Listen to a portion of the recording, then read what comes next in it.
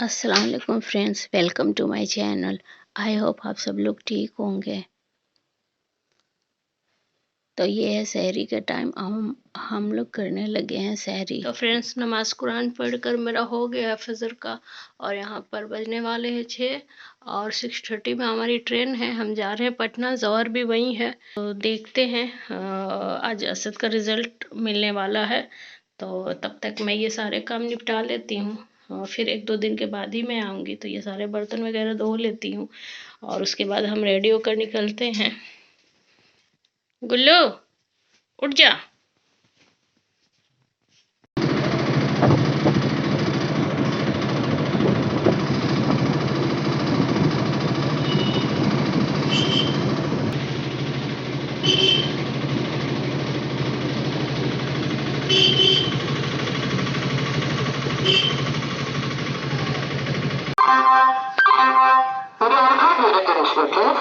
Train number 223457 from Patna to Gorakhpur.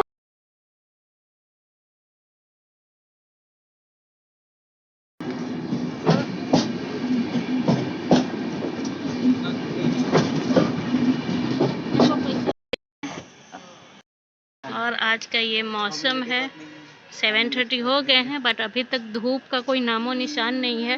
वैसे आज शायद बारिश हो यहाँ पर, क्योंकि जौहर बोल रहा था कल पटना में बारिश हुई है, और हस्बैंड भी बोल रहे थे कि गांव में बारिश हुई है।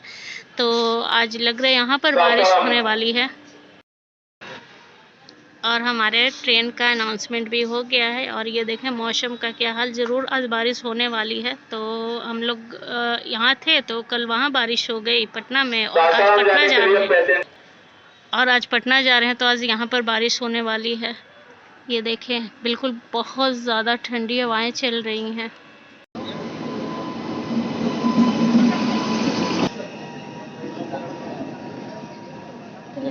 उधर चलो उधर।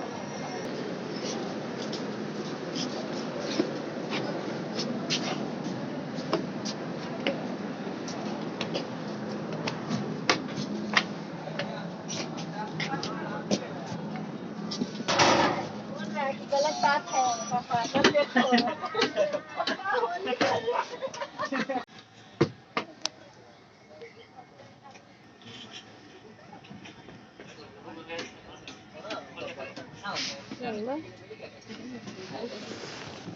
और दानापुर लास्ट स्टॉपेज है इस ट्रेन का, वहीं पर जाकर ये रुक जाएगी। तो इस वजह से ये सारे अटेंडर ना ये चादर वगैरह कलेक्ट कर रहे हैं, बेडशीट वगैरह सारा कलेक्ट कर रहे हैं। तो यहाँ पर एक देखी मैं, ऐसा पता नहीं क्या था इसको, इसके ना हाथ मुड़ रहे थे ना पैर मुड़ रहे थे, अजीब सा सिचुएशन हुआ था। और ये शायद इसका बड़ा भाई था, तो ये ने इसे लेकर जा रहा था, तो बहुत मुश्किल से वो खड़ा हो पा रहा था। मुझे देखकर अजीब सा लगा कि अल्लाह ताला की कितनी सारी नेमतें हैं हमारे पास, फिर भी हम इग्नोर करते हैं। हमारे पास ये सलामत हाथ है, पैर है, हम पूरा बॉडी है, तो मतलब फिर भी हम लोग इंसान की ख्वाहिशें हैं कि ख़त्म ही नहीं होती। तो मुझे देखकर बहुत अजीब सा लगा कि अल्लाह का लाख लाख शुक्रिया है कि जितना है हमारे पास उतने में ही हमें काफ़ी खुश रहना चाहिए और अल्लाह का शुक्र अदा करना चाहिए। तो खैर फ्रेंड्स, हम लोग पहुंच गए अभी स्टेशन। और फिर ना मेरे हाथ में यहाँ पर कुछ लग गया था, जब मैं उतर रही थी वो हैंडल पकड़कर ट्रेन का, तो वही मैं धोने लगी हूँ यहाँ पर।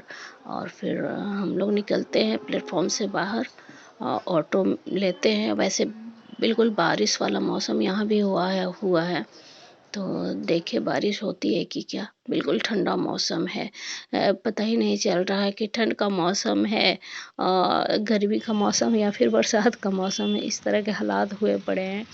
तो खैर यहाँ हमें ऑटो मिल गई है, हम जाने लगे अभी घर।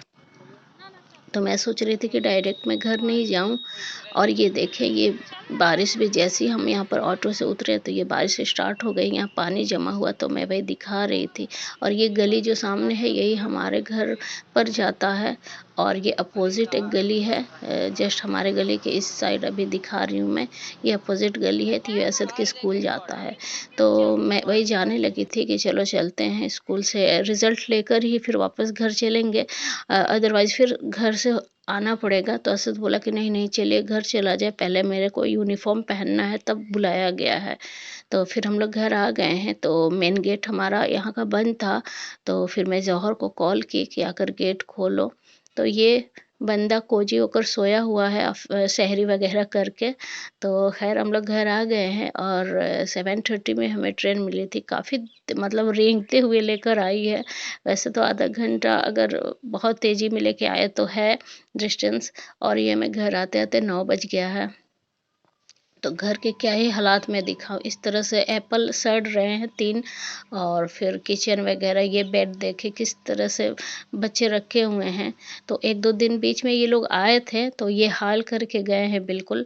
असद का एक दिन एग्ज़ाम था और जौहर का एक दिन कॉलेज था, तो उसी में आया था ये, तो ये हाल करके गए हुए हैं किचन में। मुझे तो घंटों लगेंगे अभी सफाई में। कोई बात नहीं, छोड़ो। अरे मुझे तो कभी भी कुछ करते हैं। अरे वापस बैठो। कामयाब होते हैं सब लोग। Sit here. छोड़ दो। हटाओ कपड़ा, पैंट निकाल दो।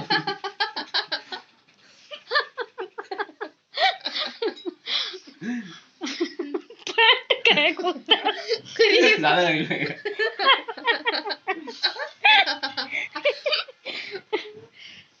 क्वेश्चन अच्छे से पढ़ा करो, उसको समझा करो, और उसके बाद फिर आंसर देना, समझे? तुम्हारा प्रॉब्लम है ना, अच्छा तुम क्वेश्चन पहले समझते ही नहीं हो। ये तो एड्रेस लिखा हुआ है। लड़ी मारे ना। हम बोले ना, हम जो चैप्टर 9 शुरू के पढ़ा हमने, उस एग्जाम में आया था, समझे?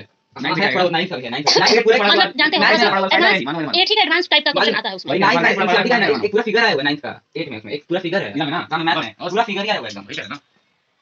मैथ में। और ये असद को मेडल मिला है 3rd पोजीशन का। तो बस, और फिर मैं दिखाती हूँ अभी बालकनी से कैसा मौसम हो रखा है।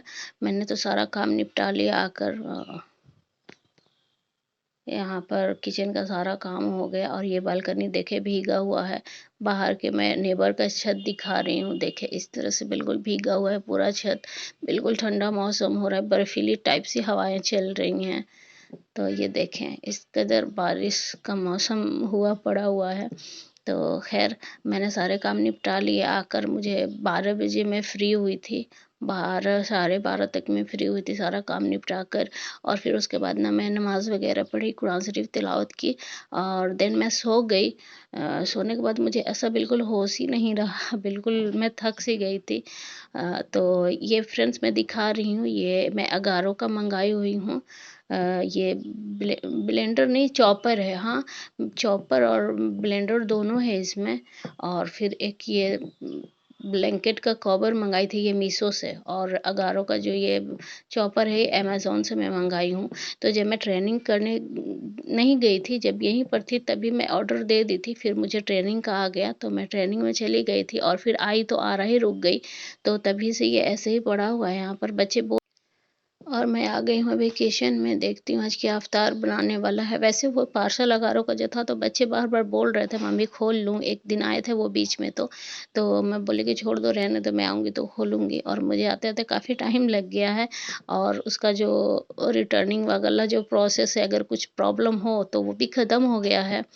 तो खैर यहाँ पर मैं आ गई हूँ, और ये कीमा मैं लेकर आई थी वहीं से, और मैं यहाँ दिखा रही हूँ कि मेरे अदरक और लहसुन के पेस्ट ख़त्म हो गए हैं बिल्कुल। ये देखिए थोड़ा-थोड़ा सा बचा हुआ है, तो आज तो बस काम चलाना है इसी में, और फिर पाउडर मसाले भी सारे ख़त्म हो रहे हैं, मुझे पीस कर रखना भी होगा। तो मैं यहाँ डिनर में कोफ्ते और पराठे बना दूँगी, बट जौहर तो बोल रहा था कि व्हाइट पुलाव बनाइएगा, बट वो सोया हुआ है अभी। और मैं जब सफाई कर रही थी, तभी असद का 11 बजे तक टाइम था स्कूल में कि रिज़ल्ट लेकर जाने का, तो मैं सफाई में फंसी हुई थी, तो मैं नहीं जा पाई। तो दोनों भाई चले गए, जौहर के साथ मैं भेज दी असद को लाने के लिए कि जाकर असद का रिज़ल्ट लेकर आ जाओ लोग दोनों भाई जाकर।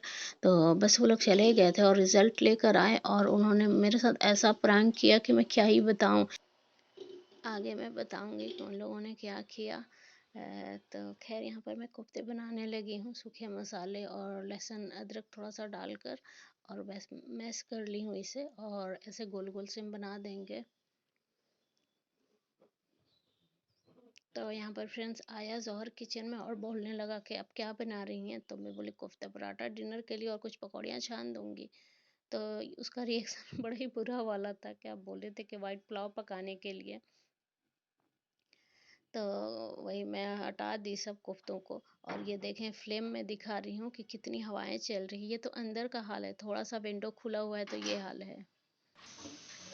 तो फ्रेंड्स कई बार प्लान फेल हुआ कि मतलब कोफ्ता बनाऊं, तो मैं जा रही थी कोफ्ता बनाने के, चलो कोफ्ता वगैरह बना दूंगी और साथ ही पराठा बना दूंगी डिनर में, और कुछ फ्राई कर दूंगी जैसे पकौड़े वगैरह। तो जौहर जौहर का प्लान था दिन से ही कि नहीं आप वाइट पुलाव बनाइएगा चिकन के साथ। तो फिर वो कोफ्ता देखकर बोलने लगा कि नहीं नहीं प्लान चेंज ना करें आप, मैं जा रहा हूँ लाने चिकन, तो चिकन पुलाव ही बना दीजिए। तो फिर मैं कोफ्ता बनाते बनाते रह गई और वो गया अभी चिकन लाने। सारा कुछ अभी ख़त्म हुआ पड़ा है यहाँ पर, ना ही प्याज है ना ही आलू है। सारा पेस्ट जो मैं अदरक लहसुन का बनाई थी वो भी ख़त्म होने लगा है। और यहाँ पर ये ना मटर है ग्रीन वाला, तो मैं सोची कि इसका ही बना देती हूँ घुगनी टाइप से। तो ये मैं बनाने लगी हूँ। तो पीछे वीडियो में आप लोगों देखा होगा कि हम लोग बैठकर सारा और हंसी वाला माहौल बना हुआ है। तो वही हम लोग असद के साथ मजाक कर रहे थे, और जौहर जो है ना तो असद को मजाक बना रहा था, उस पर मीम्स बना रहा था अलग अलग तरीके का। तो वही हम लोग हंस रहे थे। तो हुआ ये ना कि वो लोग दोनों भाई चले गए जब स्कूल और रिज़ल्ट लाने। तो रिज़ल्ट लेकर ना उन लोगों ने मुझे फ़ोन किया, और फ़ोन करके जौहर बिल्कुल ही सीरियस मोड में था और बोला कि मम्मी असद का ना रिज़ल्ट ख़राब हो गया है और वो 2 सब्जेक्ट में फ़ेल हो गया है, यानी कि 2 सब्जेक्ट में उसे क्रॉस लग गई है। तो मेरा तो बहुत बुरा हाल था सुन के कि 8 तक तो आरा में ही असद पढ़ा हुआ है। तो मुझे लगा कि 8 कम से कम वहाँ तो वो ठीक था, ठीक पढ़ता था।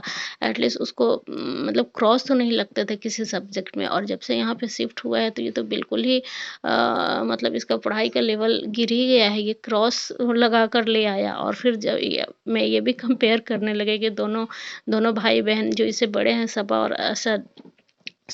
और जौहर, तो दोनों अच्छे नंबरों से पास हुए हैं। सबा का तो हमेशा 90 से ओवर नंबर आए हैं इस स्कूल में, और ये टॉप 10 में हमेशा रही है। तो वही सोचकर मुझे बहुत बुरा लग रहा था कि असद ये क्या कर दिया, किस तरह से पढ़ाई किया कि मतलब इतना ख़राब नंबर आ गया है। तो खैर अभी मैं सफाई कर ही रही थी, तभी थोड़े देर में 10-15 मिनट में दोनों भाई आए घर पर, और आकर ना हंस रहे थे।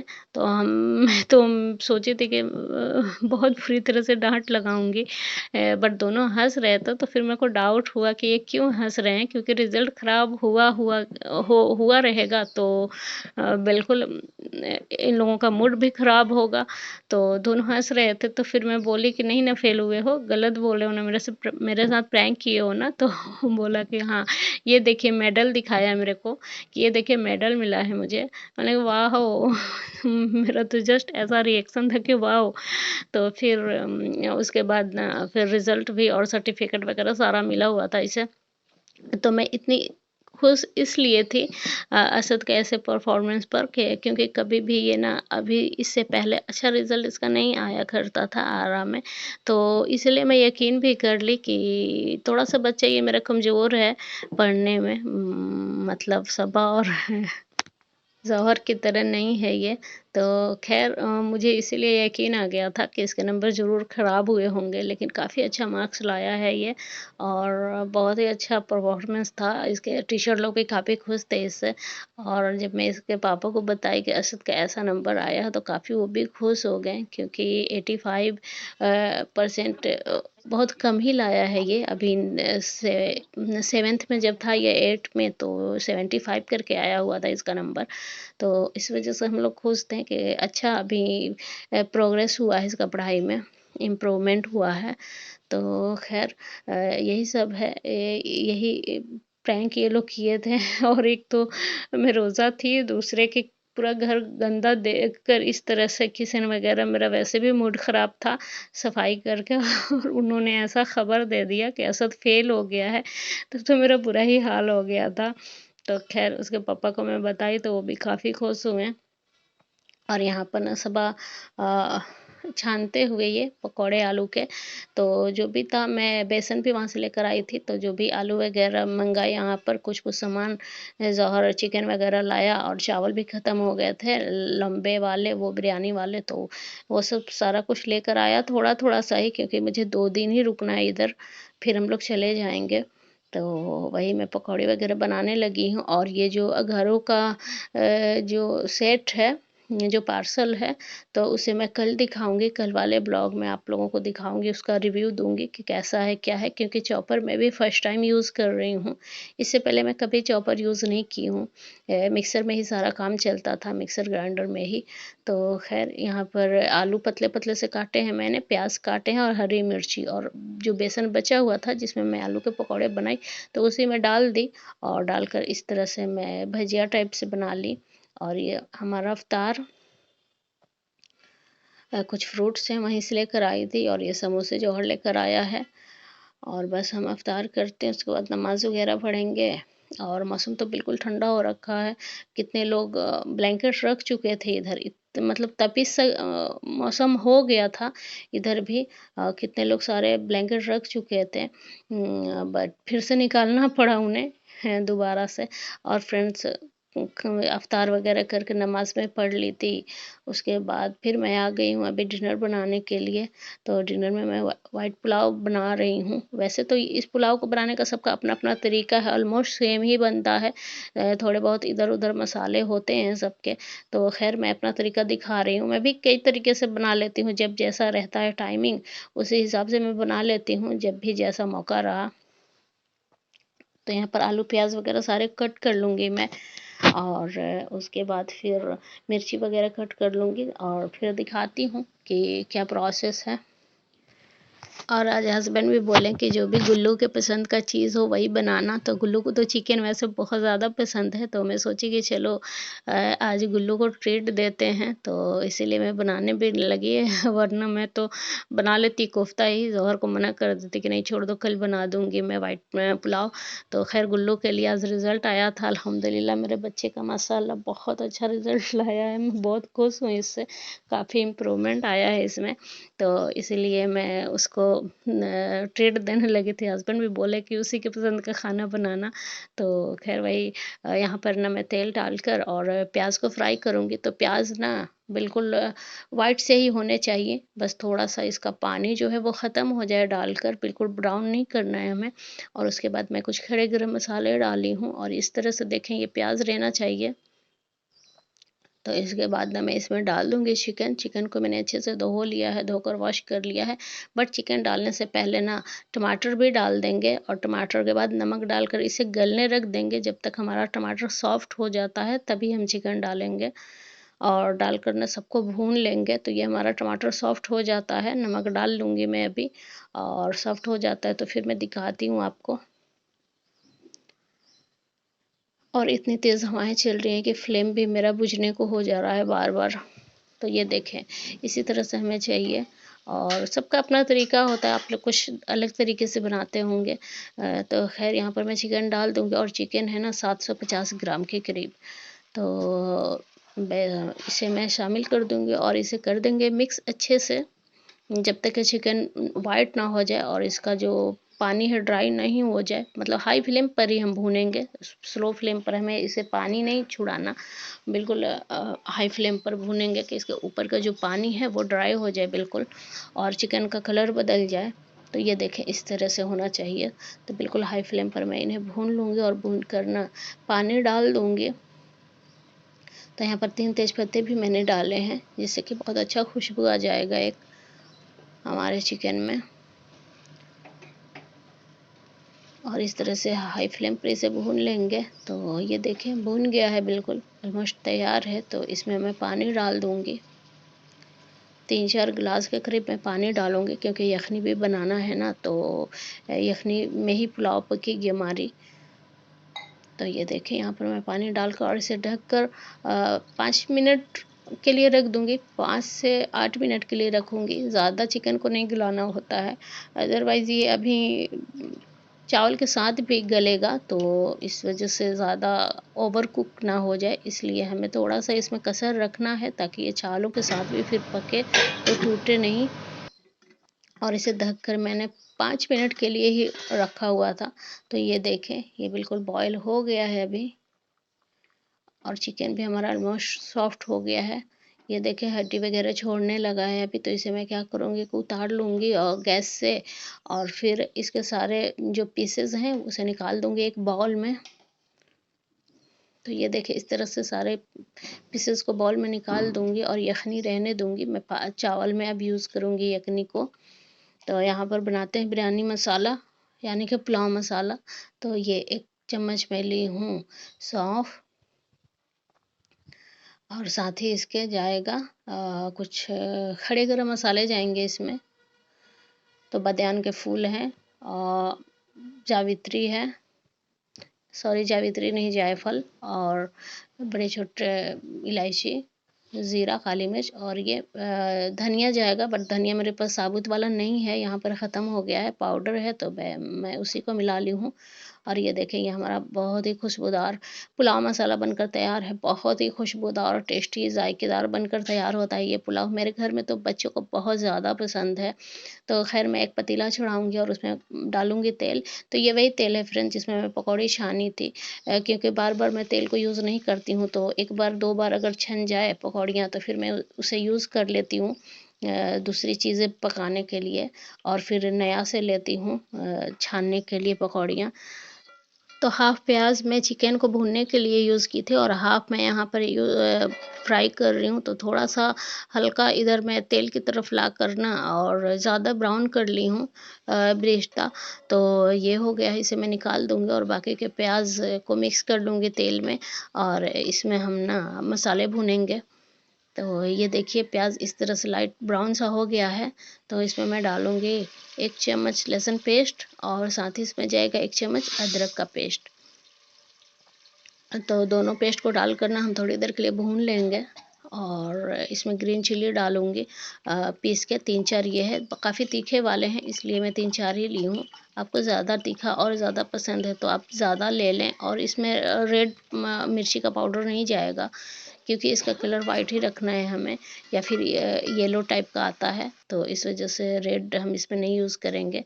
और मिक्स की हूँ मैं 1-2 मिनट अदरक लहसुन का कच्चापन जाने तक, और साथ ही मैं 2 चम्मच इसमें भर के सॉरी दही डाल दी हूँ।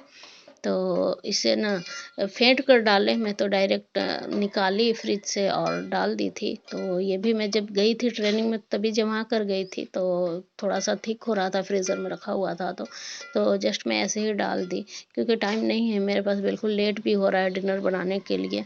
तो खैर यहाँ देखिए ये सारा कुछ मिक्स हो गया है, अच्छे से भुन गया है, पानी सारा ड्राई हो गया है। तो अभी मैं इसमें डाल दूँगी ये पाउडर मसाले जो हमने अभी तैयार किए हुए हैं। तो आप लोग किस तरह से बनाते हैं ज़रूर बताइएगा कमेंट में। तो ये देखें इस तरह से सारे मसालों को मैं भून लूँगी, ये भी भून जाए, ये भी अच्छे से तेल और मसालों के साथ सूखा पाउडर भी ये अच्छे से मिल जाए, मिक्स हो जाए। तो मैं डाल दूँगी इसमें पानी। तो पानी मैं बाद में डालूँगी, अगर कम पड़ा तो पहले मैं यखनी ही यूज़ कर रही हूँ जो बचा हुआ है ये चिकन का। तो देखें ये 1 गिलास हो गया, तो 3 गिलास मेरे चावल हैं, इसी गिलास से मैं चावल वगैरह नापती हूँ। तो सबके घरों में एक स्पेशल गिलास कप होता होगा चावल वगैरह के लिए, तो उसी से आप इस तरह से नाप लें, क्योंकि ऐसे मेज़र कर लेने से ना काफ़ी अच्छा पुलाव बनकर तैयार होता है। तो 3 गिलास मेरा ये चावल है, तो 4 गिलास के करीब मैं पानी डाली हूँ। तो 3.5 गिलास मेरे पास यखनी है, तो हाफ़ गिलास में और पानी मिक्स कर दी, और फिर ये 4 गिलास टोटल हो गए। फिर नमक डालकर ना मैं इसे रख दूँगी बॉयल आने के लिए। नमक हमें इतना डालना है कि पानी हमें नमकीन सा लगे, तो यही यखनी की पहचान है। पानी हमारा बिल्कुल परफेक्ट नमकीन होना चाहिए, तो पुलाव भी हमारे काफ़ी टेस्टी बनकर तैयार होगी और नमक भी बिल्कुल परफेक्ट होगा। तो ये देखें, इस तरह से मिक्स कर दूँगी चावल और साथ ही चिकन भी डाल दूँगी। तो चिकन ना हमें मसालों के साथ फ्राई नहीं करना है, मटन वगैरह रहता है तो मसालों के साथ उसे भी भून लेते हैं, तो वो टूटता नहीं है, बट चिकन बहुत जल्दी टूटने लग जाता है, इसलिए मैं इस तरह से ऊपर से डालती हूँ चिकन को।